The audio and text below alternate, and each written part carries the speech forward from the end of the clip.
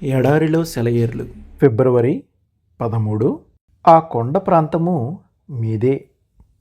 యెహోషువ 17:18. ఉన్నతమైన ప్రదేశాల్లో నీకు చోటు ఎప్పుడూ ఉంటుంది.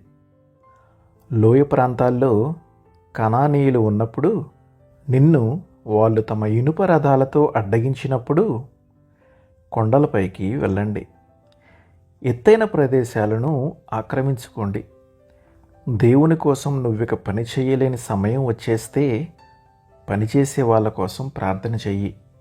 ఈ లోకాన్ని ప్రసంగాల ద్వారా ఊపేయటం నీకు కుదరకపోతే నీ ప్రార్థన ద్వారా పరలోకాన్ని ఊపెయ్యి.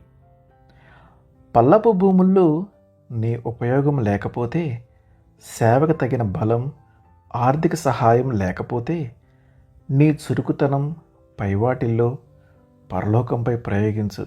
విశ్వాసం అరణ్యాలను నరికే శక్తి గలది. కొండ ప్రాంతాలు నివాసానికి ఎంత శ్రేష్టమైనవో తెలిసినప్పటికీ అరణ్యాలు నిండిన ఆ కొండల్ని నివాసయోగ్యంగా చేయటానికి, ఆ అడవుల్ని నరకడానికి యోసేపు సంతానానికి ధైర్యం చాలేది కాదు. అయితే దేవుడు వాళ్ళకి ఆ పని అప్పగించాడు. వాళ్ళ శక్తి ఆ పనికి సరిపోతుందన్నాడు. అరణ్యాలు నిండిన ఆ కొండల్లాగా మనకి దేవుడు కేటాయించే పనులన్నీ అసాధ్యంగానే కనిపిస్తాయి. అవి మనల్ని హేళన చేయటానికి కాదు కానీ మనల్ని ఘనకార్యాలకి పురికొల్పటానికే. దేవుడు తన శక్తిని మనలో నింపకపోతే మనకి కార్యాలు అసాధ్యమే. విశ్వాస సహిత ప్రార్థనకి జవాబుగా దేవుడు ఏమేమి చేయగలడు అన్నది మనకు తెలియటానికే ఇబ్బందులు వస్తాయి.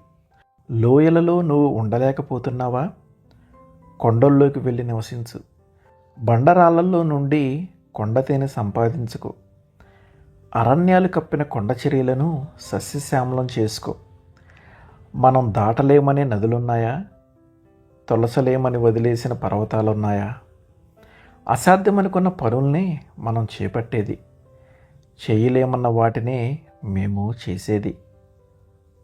ఆమెన్.